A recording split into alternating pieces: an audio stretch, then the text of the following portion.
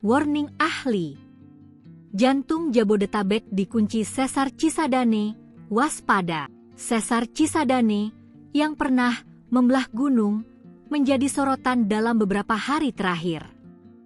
Badan Geologi, Kementerian Energi dan Sumber Daya Mineral, ESDM, Badan Informasi Geospasial, BIG, dan PT Oceanland menunjukkan struktur sesar Cisadane di Kecamatan Rumpin, Kabupaten Bogor, Jawa Barat. Dilansir dari kompas.com, Rabu, 11 Februari 2026, lokasi sesar Cisadane hanya berjarak 20 km dari Jakarta yang dapat ditempuh dalam waktu 1 jam perjalanan. Keberadaan sesar Cisadane menambah daftar sesar aktif yang mengepung wilayah metropolitan Jakarta setelah sebelumnya dikenal sesar Baribis dan sesar Citarik. Berdasarkan seluruh rangkaian analisis geofisika dan temuan lapangan, Badan Geologi menyimpulkan bahwa sesar Cisadane masih berpotensi aktif hingga saat ini.